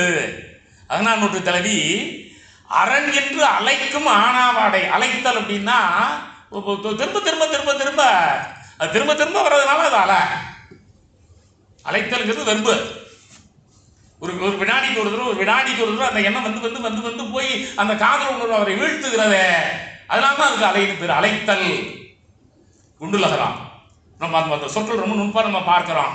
ஆமா, அல்கலும் அலைக்கும் நல்கா வாடை. கொஞ்சம் கூட அதுக்கு இறக்கமில்லாத வாடை. ராத்திரி நேரத்தை கூட என் உயிர் எடுக்குது.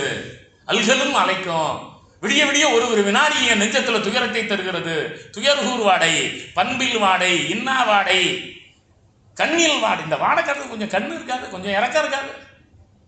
அப்போ இந்த அகனார் ஒரு ஐங்குறுநூறு ஒரு அடைமொழி ரொம்ப நுணுக்கமா இதை கவனிக்கணும் நண்பர்களே. கா. சிவத்தம்பி ஒரு புத்தகம் எழுதியிருப்பார். கிரேக்க இலக்கியமும் தமிழ் இலக்கியத்தையும் ஒப்பிட்டு வீரயுக கவிதைகள் அதுக்கு பேர். அதில் அவர் சொல்லுவார், கிரேக்க இலக்கியத்திலையும் தமிழ் இலக்கியத்திலையும் இந்த பெயர் அடைகள் இருக்கின்றன. அது ஒரே மாதிரி இருக்கும். வாடை காட்டணும் ஒரு வரியில வாடை காட்டணும்னு சொல்ல மாட்டான். ஆனா வாடைமா, அழைக்கும் வாடைமா, அறநின்று அழைக்கும் வாடைமா. அறமே இல்லாம துன்பம் தருகிற வாடை காட்டணும் முடிப்பான். ஒரு சாதாரண அஞ்சின்னு சொல்ல மாட்டான். அவன் நெடுமொழி கூறுவதில் வந்தவன் நல்லவன், நெடுமான் அஞ்சிப்பா. அப்புறம் அவன் குடும்ப பேரு அதியமான் நெடுமான் அஞ்சிமா. சொல்ல வந்தது அஞ்சிங்கிற ஒரு நவுனு. இதுக்கு ஒரு நீளமா 5-6 தொடர்களை அடைமொழியாக போட்டு எழுதுவது கிரேக்க இலக்கியத்துக்கும் தமிழ் இலக்கியத்துக்கும் ஒரே காலத்தில் இருந்த செவிய கால வீரயுக கால கூறுகள் அப்படின்னு நாம படிப்போம். நீங்க அந்த தமிழ் வீரயுக கவிதை படிச்சீங்கன்னா உங்களுக்கு தெரியும் நண்பர்களே. அதுல கூட அவரு அந்த வீரயுகத்தை மட்டும் சேனம் கட்ட மாதிரி பார்த்துக்கிட்டு போறாருங்கிறது ஐயா மணவாளன் அவருடைய குற்றச்சாட்டு. நீங்க மணவாளன் ஒரு ஆங்கில பேராசிரியர், தமிழ் பேராசிரியராக இருந்தார். அவருடைய நீங்க நூல்கள்லாம் பார்த்தீங்கன்னா, அவருடைய ஆய்வு நூல்கள்லாம் இந்த செவியல் இலக்கியத்தில் ரொம்ப ஆழங்கால் பட ஆய்வு செய்திருப்பார் நண்பர்களே. சரி, அந்த வகையில் இந்த பருவ இலக்கியம் அல்லது சீசனல் லிட்ரேச்சர் அல்லது இந்த பெரும்பொழுது இலக்கியம், இந்த சிறுபொழுது இலக்கியத்தில் நம்ம இந்த கார்கால இலக்கியத்தை பேசுகிறோம் நண்பர்களே. ஆமா, வாடையே ஓம்புமதி, அந்த அந்த வாடை காற்றை முன்னிலைப்படுத்தி அவையார் குறுந்தொகை 285 சொல்றதை பார்க்கிறோம். புல்வேல் குரம்பை நல்லோள் ஊரே, ஓம்புவதி வழியோ வாடை, ஏ வாடை காற்றை என்னை காப்பாயாக என்று வாடை காற்றை என்னை நீ காப்பாற்ற வேண்டும்னு அந்த அம்மா பேசுறத நம்ம பார்க்கிறோம். ஆமா, ஏன் அப்படி அந்த அம்மா எழுதுறாங்க?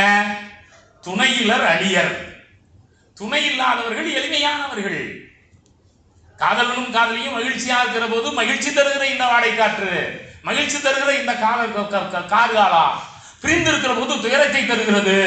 ஆமா, பெண்டிர் இறுதி எவனோ நீயோ பேரிசை இமயமும் துளக்கும் பண்பினை, காலோடு வந்த கமஞ்சூல் மாமலை கடுவிசை. அந்த பாடல்ல ரொம்ப அந்த அம்மா தெளிவா சொல்லுது. நீனு பெரிய இடியோடு ஏ மேகமே இமயத்தையே ஆட்டுகிற ஆற்றல் வாய்ந்த நான் ஒரு சாதாரண ஒரு பிரிந்து இருக்கிற என்னை வந்து இப்படி துயருறுத்தலாமா, அது நியாயமா அப்படின்னா அது ஒரு வரைக்கும் நாம வந்து நுட்பமா பொருள் பார்க்கலாம் நண்பர்களே.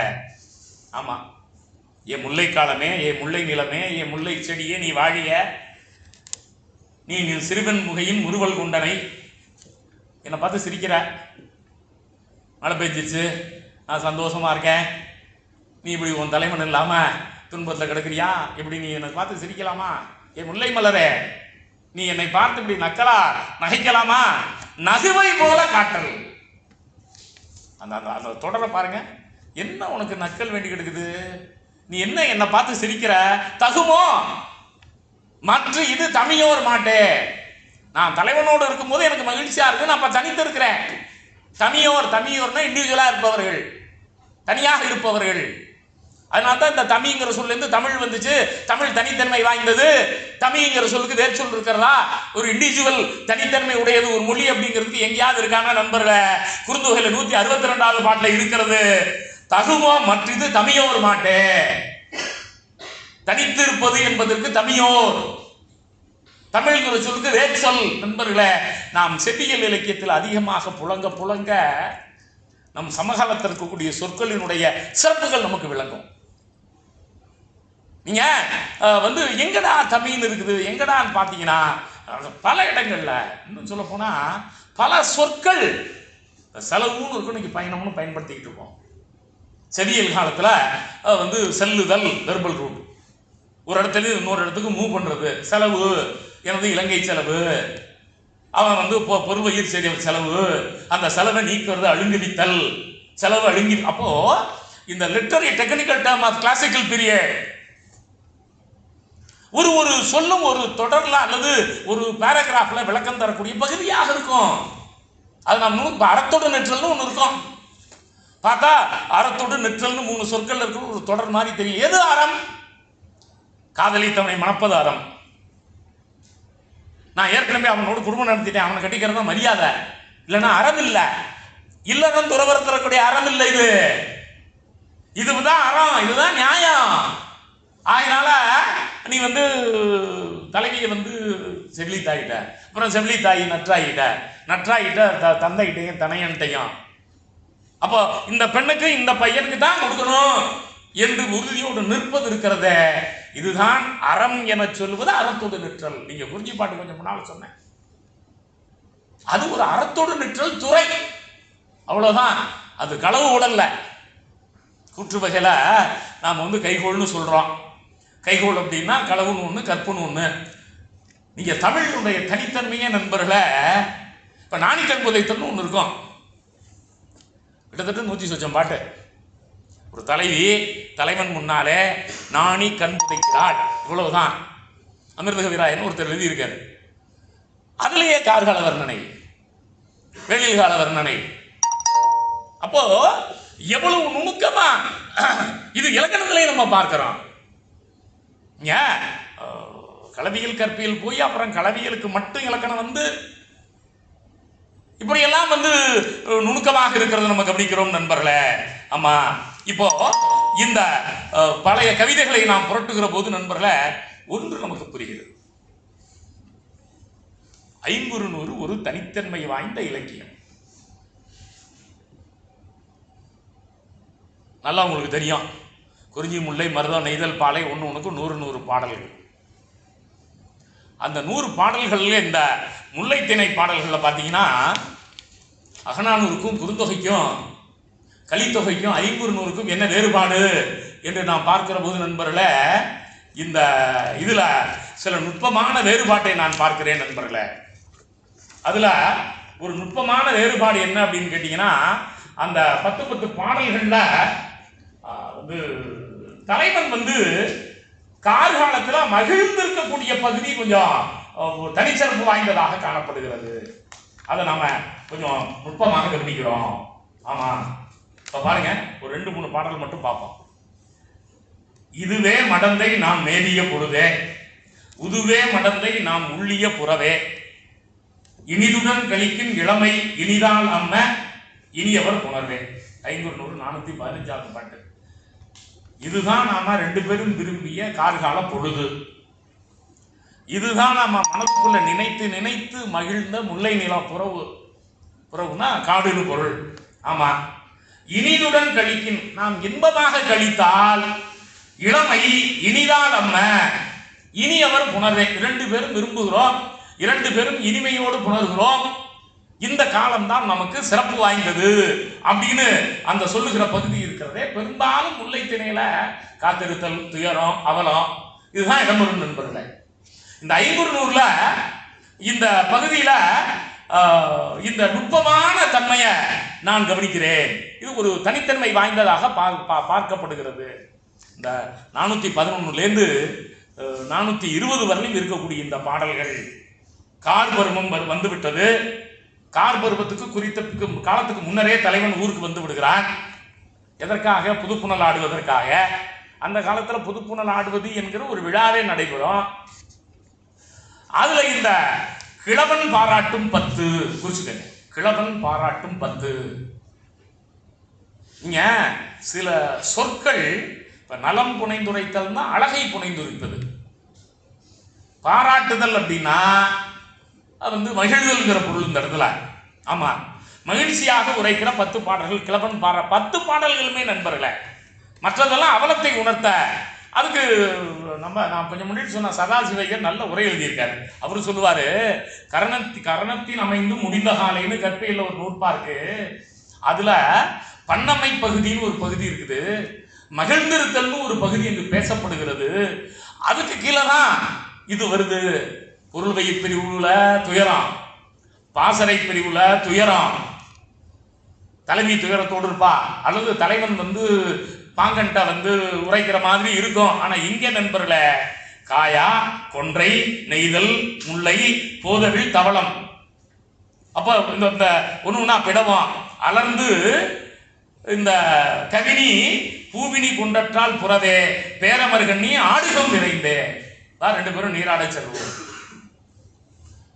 கார்காலத்தில் நீராடுவது என்பதே நண்பர்களே செவ்வியல் காலத்தினுடைய இன்ப வாழ்க்கையினுடைய தனிப்பகுதி.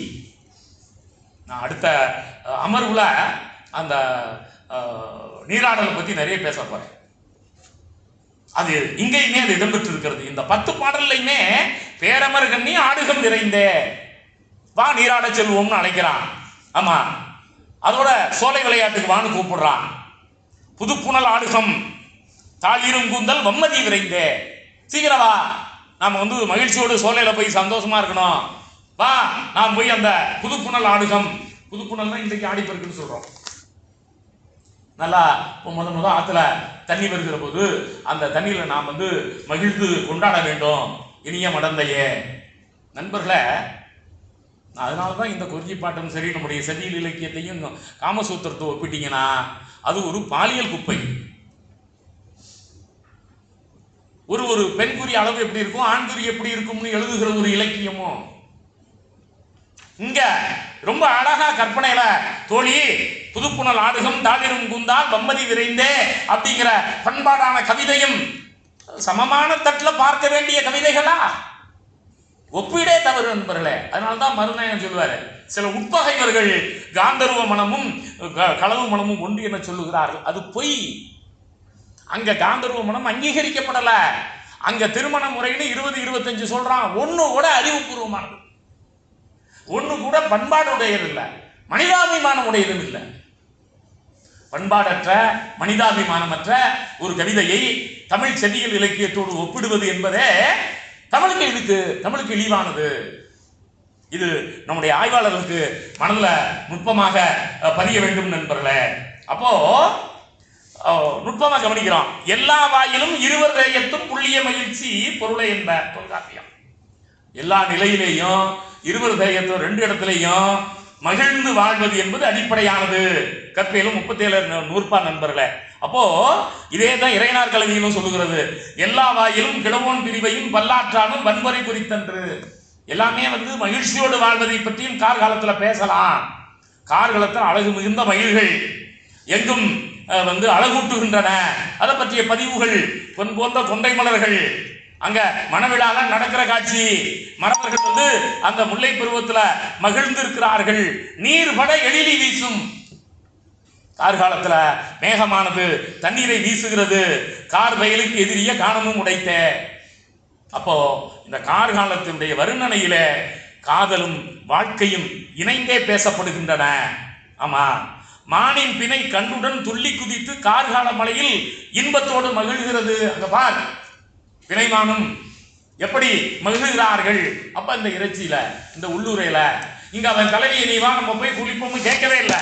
ஆனால் நண்பர்களே, இந்த கவிதை அந்த சஜஷன் தான் இங்கிலீஷ்ல துணிப்பொருள் ரொம்ப நுட்பமா நாம் வந்து போய் விளையாட வேண்டும் என அழைக்கிற பகுதியாக இருக்கிறது நம்ம பார்க்கிறோம். ஆமா, ஆலங்கட்டி மழை பெய்கிற காரணத்தினால முல்லை பூக்கள் வந்து எழிலோடு விளங்குகின்றன. சில சொற்களே நண்பர்களே இன்றைக்கு வாழ்கின்ற சொற்கள். ஆலம்பாக்கம், ஆலங்குடி, ஆலம்பாடி, ஆலத்தூர்.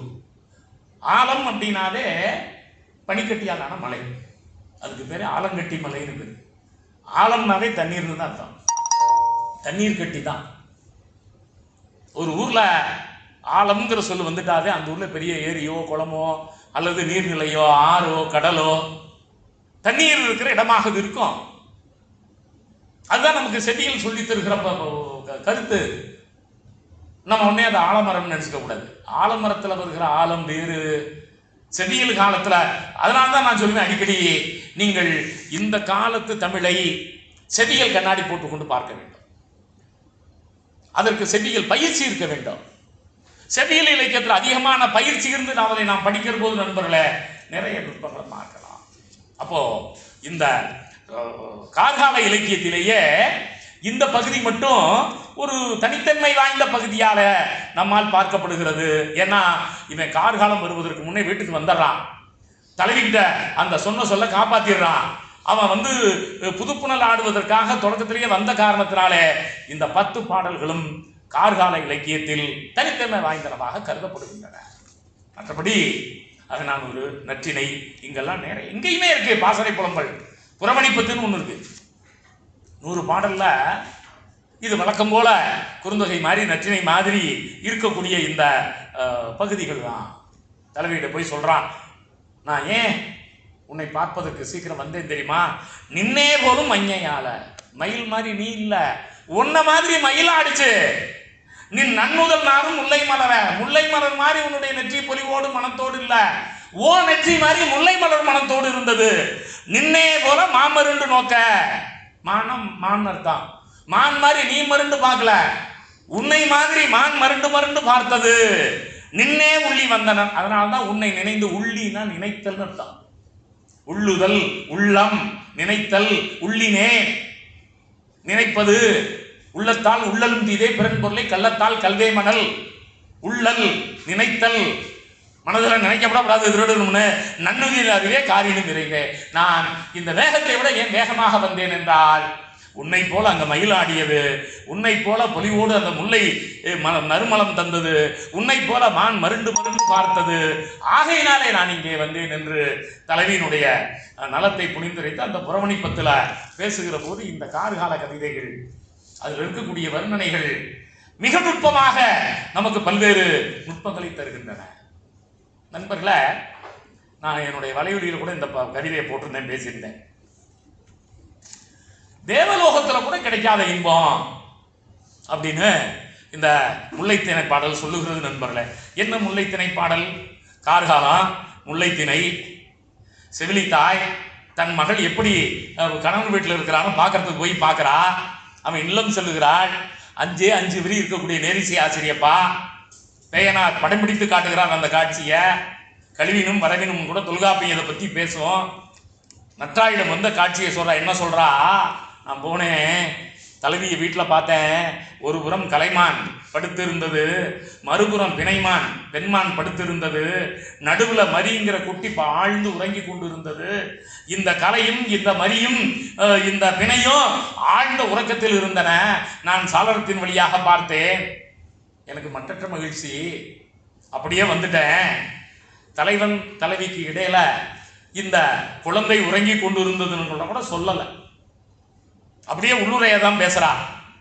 நீல நிறமுடைய வானத்துல இணைந்து, ஆமா, மேல இருக்கக்கூடிய உம்பர்கள்ங்கிற தேவர்கள், அந்த தேவர்கள் இருக்கக்கூடிய தேவலோகத்தில் கூட இப்படி ஒரு காட்சி, இப்படி ஒரு மகிழ்ச்சி எனக்கு கிடைக்காது. என் மருமகனும் என் மகளும் என் பேரப்பிள்ளையும் அந்த உறங்கிய காட்சி இருக்கிறத, இதான் நண்பர்களை குறிக்கோள் இலக்கியம், இதான் நண்பர்களை ஐடியல் லிட்ரேச்சர். இப்போ வாட் இஸ் ஐடியல் லிட்ரேச்சர்னா, ஒரு குடும்ப நிறுவனம், அந்த குடும்ப நிறுவனம் சிறப்பாக இருக்கணும், அங்கே கணவன் மனைவியும் பேரப்பிள்ளைகளும் மகிழ்ச்சியோடு வாழணும். அதுதான் நண்பர்களே தமிழ் முதிர்ந்த கனவு கற்பு வாழ்க்கை, குடும்ப நிறுவனத்துக்கு முக்கியத்துவம் கொடுத்த வாழ்க்கை. அப்போ இந்த முல்லைத்திணை பாடல்கள் அல்லது இந்த கார்கால இலக்கியத்தில் இது ஒரு தனித்தன்மை வாய்ந்ததாக பார்க்கப்படுகிறது நண்பர்களே. நான் இன்னும் உங்களுக்கு கார்நாற்பது தொடலை, இன்னும் கம்பராமாயண கார்கால படமும் தொடலை, இன்னும் மற்ற இலக்கியங்கள், இக்கால இலக்கியங்கள் எல்லாத்தையும் தயார் பண்ணி வச்சிருக்கிறேன். எந்த அளவு விரைவாக சொல்லி முடிக்க போறேன்னு தெரியல, விரைவாக முடிச்சிருவோம். அப்போ இந்த மதுரை கண்ணங்குத்தனார் நாம வேங்கடசாமி நாட்டாருடைய உரை கார்நாற்பதுக்கு கிடைத்திருக்கிறது. ஐயா முடிக்கணுமா? சரிங்க. அப்போ மகிழ்ச்சி. நம்ம அடுத்த அமர்வுல ஒரு கொஞ்ச நேரம் இதை பற்றி பேசிட்டு நம்ம